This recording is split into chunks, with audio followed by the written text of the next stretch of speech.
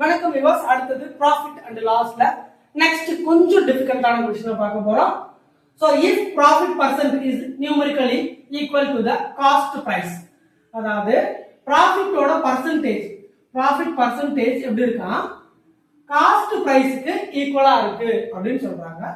Selling price கொடுத்திருக்காங்க. Selling price எவ்வளவு அப்படின்னு பாத்தீங்கன்னா, அதாவது விற்ற விலை எவ்வளவு அப்படின்னு பாத்தீங்கன்னா 144க்கு விற்கிறாங்க அப்படின்னா சிபி அதாவது காஸ்ட் பிரைஸ் வாங்கிய விலை என்ன அப்படின்ற மாதிரி क्वेश्चन கேட்டிருக்காங்க. ப்ராஃபிட் பர்சன்டேஜ் சிபிக்கு ஈக்குவலா இருக்கு, எஸ்பி யோட வேல்யூ 144 இருக்கு. வாட் இஸ் சிபி ன்னு கேட்டாங்கன்னா எந்த ஃபார்முலாக்கும் போக தேவையில்ல, எஸ்பி வச்சு சால்வ் பண்ணிடலாம். அப்ப எஸ்பி யோட வேல்யூ என்ன 144. இந்த 144 ஃபேக்டர்ஸா பிரிக்க கத்துக்குங்க. பிரிக்கிற வேல்யூ நோட் பண்ணிக்கங்க. பிரிக்கிற வேல்யூ சப்ட்ராக்ட் பண்ணா 10 வரணும் டிஃபரன்ஸ். அப்படி இருக்கிற மாதிரி பிரிச்சுக்கலாம். சோ இத வந்து 12 சார் எழுதலாம். ஆனா 12 சார் எழுத கூடாது, ஏன்னா அது சப்ட்ராக்ட் பண்ணா 0 ஆயிடும். ஆனா இது எந்த ஃபேக்டர்ல வரும் அப்படின்னு பாத்தீங்கன்னா 18 சார்னு பிரிக்கலாம்.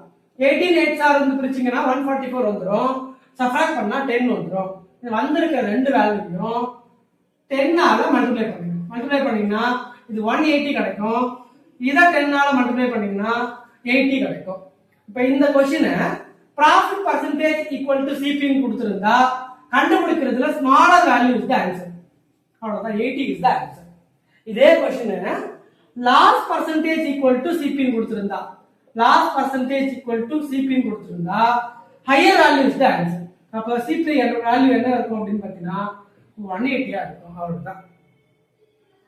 சோ இந்த வீடியோ பிடிச்சிருந்தா உங்க ஃப்ரெண்ட்ஸ் எல்லாருக்கும் ஷேர் பண்ணுங்க. மெயினா ஸ்பெஷல் ட்ரீட் எழுத போற நம்ம டீச்சர்ஸ்க்கு கட்டாயமா இந்த வீடியோஸை மறக்காம பாருங்க. தேங்க்யூ.